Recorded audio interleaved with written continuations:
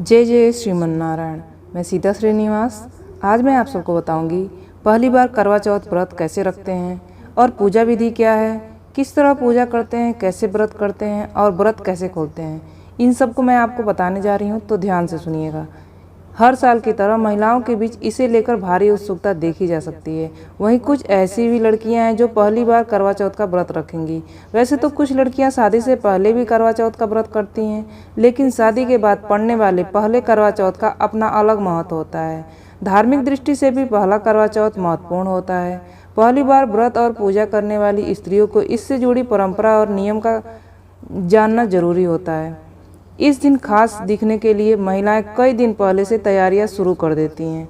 इसलिए पूजन की तैयारी हो या पूजा का श्रृंगार हो, सब कुछ परंपरा अनुसार ही करना चाहिए। इसलिए पहली बार व्रत रख रही महिलाओं को पूरे 16 श्रृंगार के साथ पूजा में बैठना शुभ माना जाता है। शगुन स्वरूप हाथ में मेहंदी भी लगानी चाहिए। जिन महिलाओं का पहला करवा चौथ है, उन्हें शादी का जोड़ा पहनकर करवा चौथ पूजन करना चाहिए। अगर शादी का जोड़ा पहनना संभव ना हो सके तो लाल साड़ी या लहंगा भी पहन सकती हैं। पहले करवा चौथ पर दुल्हन की तरह तैयार होना चाहिए। वैसे लाल रंग का जोड़ा पहनना इस दिन शगुन माना जाता है। इसके अलावा हरा और कई रंग हैं जो आप पहन सकते हैं, जो इस दिन पहने जा सकते हैं। वो अलग अलग रंग आप पहन सकते हैं। पहली बार करवा चौथ का व्रत रख रही महिलाओं को इस दिन सुबह जल्दी उठकर अपने बड़ों का आशीर्वाद लेना चाहिए।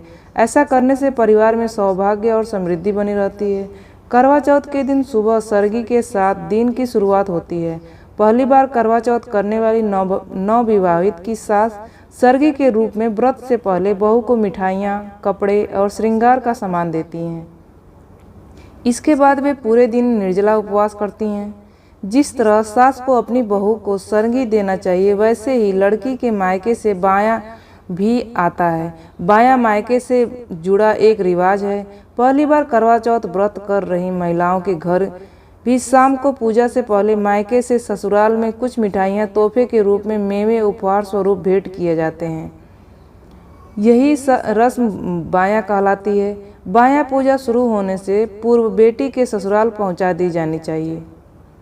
करवा चौथ में जितना महत्व व्रत का है, उतना ही महत्व पूजा का भी है।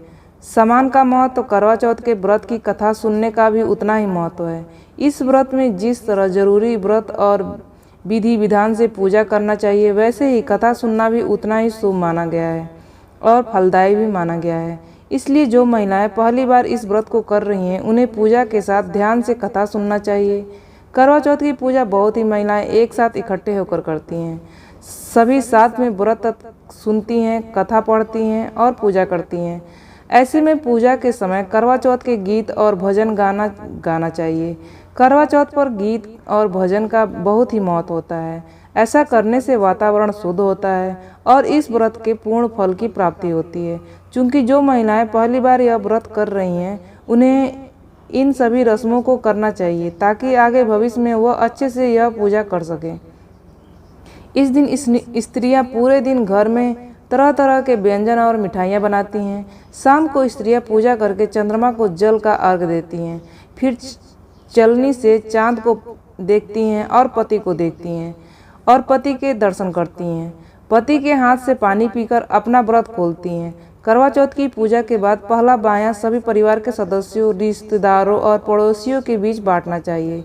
स्त्रियों के पति चंद्र दर्शन के बाद उन्हें प्रेम स्वरूप खास तोहफे भी देते हैं।